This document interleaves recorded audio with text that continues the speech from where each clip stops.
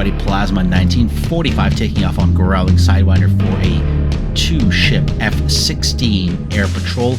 And this video has something that has been asked for in the past, and that is split screen view, so you'll be able to see my cockpit and Nomad's cockpit, and my cockpit is going to go into a picture-in-picture mode. Oh, I saw that. The fence is close. Yep. Mill. So as you can see there, you're able to see my view on the smaller picture-in-picture whenever Nomad's camera is going to go into full screen. Also, as a required standard, we've got TAC view in the top right-hand corner. It's powered by Fox3 Managed Solutions. So if you need to get a server from Fox3, fox3ms.com, and use promo code PLASMA24 when requesting a server. But the nice thing about this setup is you're going to be able to see what I'm doing, what Nomad is doing, and you'll be able to hear our comms. And I'll be popping in and out with the commentary to kind of provide you with the idea of what's going on. First things first, we're in the air and we're going to spot a whole bunch of enemies real close. A couple of real high flyers too. Yeah. Should we just go north instead of flying into them? Yeah. Offset. Yeah, I was going to offset anyway, but let's go all the way right to 360. Cool. I'll wait for you to cross and I'll follow up on your outside. Copy. So here we assessed the environment and identified that there is a number of enemy aircraft within about 30 miles of the Tbilisi airport. This means that flying directly at them head-on is a bad idea. So we execute a right offset to course 360 instead of 270 where the enemies are. This gives us time to build altitude, speed, and situational awareness. Now the problem is that these enemies are sneaking up very close to our airbase, and you'll have to watch the TAC view in the top right-hand corner for blue dots, and those are the blue enemy aircraft. We, of course, are on the red side because red star. Now, I'm going to be in green. I believe Nomad's color is in fuchsia, and there is 3 or 4 aircraft that are chasing down a single friendly fighter. So as you can see, they are right there being highlighted on the TAC view. Hey, break. We got bandits, like danger close, off our 11 o'clock. Angels 6, Angels 9, breaking 20 miles. Copy. It's, I'm on the left side. I'll go in first. Copy. I'll turn on. I'll shoot Angels 5. Maybe you've got time to climb up a little bit and take out Angels 7. Copy. I will look at Angel 7 here. I'll go straight in. There he is. Oh shit. Defensive Fox 3, already. 10 miles. Shit, master arm's not on. Fox 3, closest guy. Turning into the missile. So there was a screw-up by yours truly. My master arm was not on, preventing me from firing the missile quite as fast as I should have, but still worked out. He didn't shoot on me, he shot on Nomad, and Nomad defended successfully. Nomad, I'm targeting Angels 23 on the left. Copy. No joy. I'm gonna have, yeah, I'm recommitting on. Get 8. There's a guy at Angels 3 that is pressing hard. Angels 3, he's dead. He's dead. I just got him. He's dead? Good. Yep. Good. Angels 8 or 9. So for those who don't know, Copy. data link is delayed by about 5 seconds. So the low flyer Angels 3 Nomad was talking about was the guy that was actually chasing him that got splashed. So always keep that in mind. There's always a delay, but not unless you verified the splash. We're looking at Angels 4. Yep. I think he's cold as well. I've got Angels 21 running cold. Copy. What's 4 doing? Do you have him locked? I do. He's running cold. Hey, new bandit inbound 2 o'clock. Breaking 40 miles. I'm going to leave these guys alone, a sword on him. Copy. So while I'm chasing the 2 guys over to the left side, Nomad, whose radar isn't locked onto anything specific yet, spots a bad guy coming out of the right side, which is highlighted on the TAC view, and he offsets to go get him. This way, we're splitting the responsibilities. That's the guy. He's 25 miles. And we're able to confirm which target we are both targeting. So there's no chance of mistakes. So confirm the altitude of the enemy aircraft that you're targeting to each other, and this way you're not going to make a mistake. Now, problem here is that the enemy hostile is starting to turn into me, and I spot him just in time. I'm going to double tap him.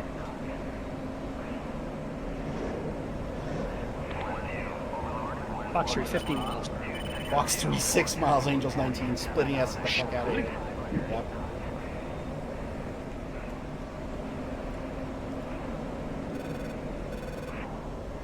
Hey, got him, running towards you. Fox 3 times 2. Affirmative. That's at 9 miles. Affirmative. He's Come on, pressing. Offensive. I see you diving. Do that split us thingy. Splash. Nice. In sky. All right, Nomad, check 270. I've got an Angel 6 behind me here. I'm running towards Copy. you. All right, this got exciting. All of a sudden, eh? Where's Candy Bear? Oh shit, there he is. So I take out my target, Nomad takes out his target, but I start heading towards Nomad because there's one more bad guy there that's about to get to me. So by flying towards Nomad, gives Nomad time to turn around and clear my 6 o'clock, right? There's no point turning around on the spot and firing a bad missile at a guy that's too close. So Nomad's coming in to try to find this guy. Yeah. Howdy. Hey, Striker Rooney, how you doing? Striker! Did you read my messages?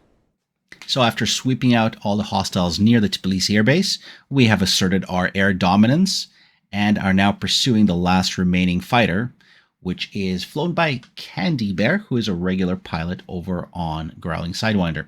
Now, we've offset, so I'm in green, Nomad's in fuchsia. I've gone slightly more to the right, fired a Fox 3 missile, but Candy Bear will defeat it and run all the way back to Beslan to survive and land. Now, the pursuit will go on for quite some time. Here's the catch. You're seeing Nomad's screen right now. As you can see, he's got Candy Bear locked and he's pursuing Candy Bear. But if you look at my screen, I don't have Candy Bear locked, but I can have a wider picture of the environment. And what do I see on the left side? There is a hostile aircraft coming in high and fast from the left.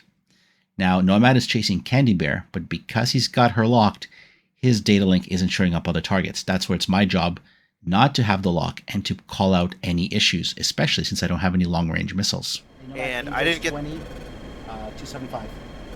I've got no long sights. I'm still pressing this guy. I'm closing on him. He's I got, didn't get an this guy's gonna fuck us, Nomad. You gotta take him out. Really? He's 20 miles now. Yep, 270. Angels 20. Copy. I've Breaking got off. I've got no long range sticks. I'm On baiting my his way. shot. There he is. Fuck him up. 1,600 knots closure, Got him. There we go. 20 miles. Fox 3. and then just go back south. I'll die for the bad.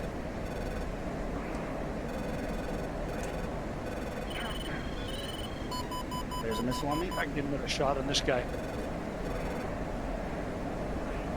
Running Pitbull. cold. Stuff my ass. Running cold.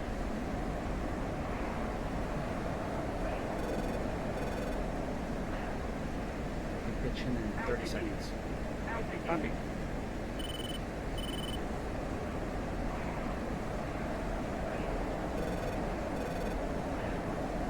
All right, so if you were paying attention, what happened there is I spotted the target while Nomad was chasing down Candy Bear through the mountains.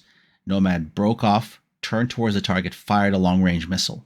Since I've had no long-range missiles myself, all I could do was defend and bait the target to shoot at me so he doesn't shoot Nomad, which actually is exactly what happened.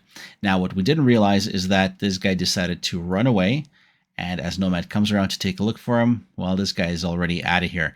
He decided to run home and hide behind the mountains. But if this had continued, I would have been low in the weeds, sneaking up on the enemy aircraft. And wait for the next video. It's actually coming up, and it has that strategy. Nomad, how many missiles you got left? That's an AWACS at Angels 36. 26, 3.6. I'm 5,800. I'm ready to go home. Copy. What do you think? Is it time to Let's go. home? And we can help Striker on the way. Yep. I'll rejoin on you. Copy. Hey, there you go. We've got a video Nomad. Easy as that. All right, so Striker, here's what I'm thinking. Yep. The files on the hard drive shouldn't be affected. All right, well, I'm going to spare you the technical talk there while we help out Striker as we RTB back. The decision was pretty simple. I was out of long-range missiles. Nomad still had a couple left, but the fuel was getting a bit low, and standing on our laurels was all about surviving and coming back in one piece. So I was in the front. Nomad took a couple of minutes to catch up, and then he forms up really nicely on me here. And I mean, from this point forwards, there's just me talking about the video. So you guys are welcome to tune out. But if you have watched this far, make sure you like and leave a comment and let me know how you find these split screen videos. But yeah, there's Nomad pulling up right next to me as he gets into formation. So you can see both me looking at him and him looking at me. The main purpose of this video was to really explain that teamwork can really make dream work, and the enemy guys were a bit goofy. There was a couple of shots where they should have definitely splashed me, especially when I got into that 2v1 situation.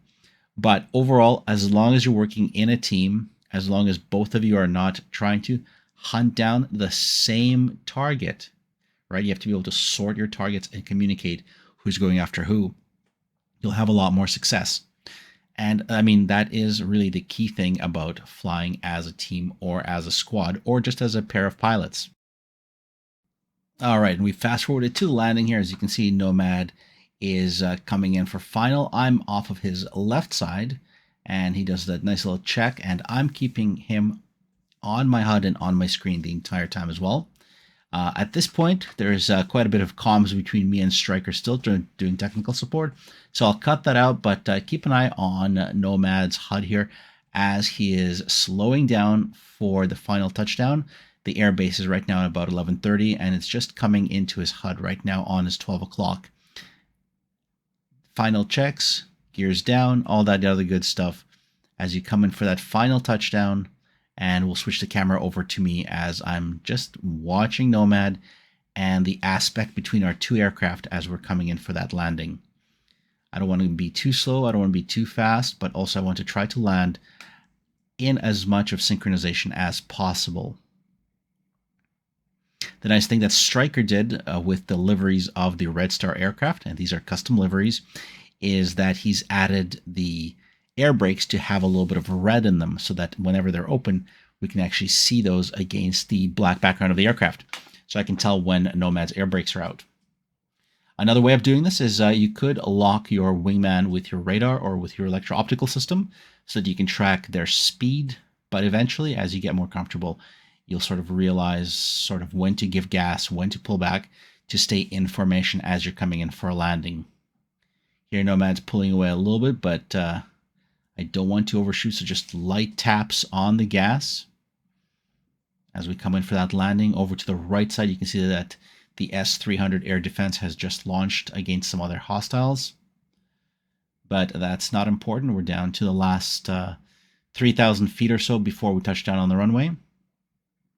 Again, closing that distance, trying to get a synchronized landing, if at all possible, without yours truly exploding.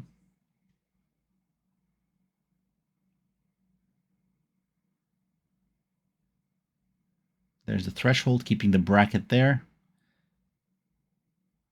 And there's Nomad touchdown and yours truly. So probably touchdown within a couple of seconds of each other. Nice clean landing. And that's it, guys. Plasma 1945 is out of here with Red Star Nomad flying on Growling Sidewinder. Fly safe, everybody.